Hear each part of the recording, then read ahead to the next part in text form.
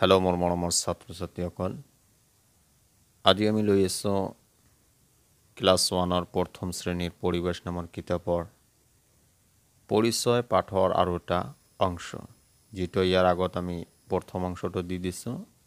আজি দ্বিতীয় অংশটো দি দিম। ইয়াত কোৱা আছে, তলৰ কথাখিনি থকা খালী ঠাইবোৰত কি বহুৱালে কথাখিনি মিলি যাব। ইয়াত বিশেষকৈ কোনো শব্দৰ উল্লেখ নাই, কিন্তু এনেকুৱা কথা লিখিবা যিটো যাতে যে বাক্যটো যে আছে বাক্যটোৰ লগত যাতে মিলি যায়, এইটো তোমালোকে লিখিবা। ঠিক আছে।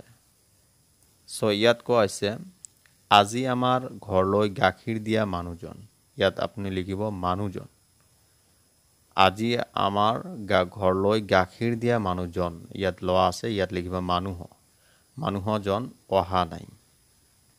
তেওঁ ৰং দৈ তিনিআলিৰ মাটিৰ বাচন গড়া ৰামু নামৰ, অৰ্থাৎ তিনিআলিৰ মাটিৰ বাচন গড়া ৰামু নামৰ, অৰ্থাৎ যিসকলে মাটিৰ বাচন গড়ে, ঠিক আছে, তাক কোৱা হয় কি?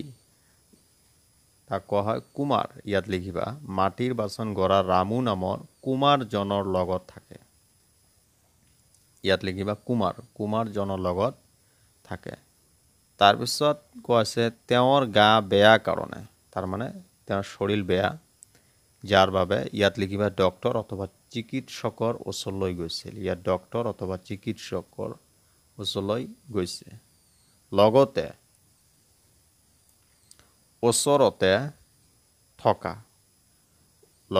ওচৰতে থকা কাপোৰ চিলোৱা বধূ নামৰ দৰ্জী, ইয়াত লিখিবা দৰ্জী, বধূ নামৰ দৰ্জীজনো গৈছে।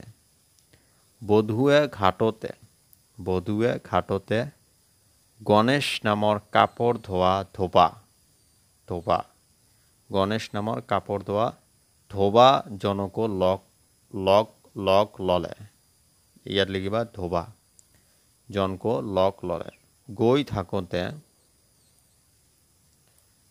তেওঁলোকে মাছ মাৰি অহা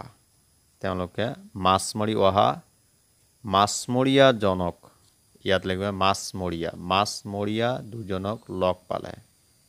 তিনিআলিৰ তামোল পাণৰ দোকানৰ দোকানীজন, ইয়াত লিখিবা দোকানীজনৰ ওচৰ পাওঁতেই বাছখন আহিল। তিনিও বাছত উঠি লৈ বাছ চলোৱা, ইয়াত লিখিবা ড্ৰাইভাৰ অথবা গাড়ী চালকজনৰ ওচৰতেই বহিল আৰু চিকিৎসালয় পালেগৈ। এনেকৈ তোমালোকে লিখিব পাৰে একেবাৰে সুন্দৰকৈ। ঠিক আছে। চ' এই পৰিচয় নামৰ পাঠৰ দ্বিতীয় অংশটো হৈ গ'ল। ইয়াৰ পিছত আমি সময় চাবলৈ শিকা এই পাঠটো আমি আলোচনা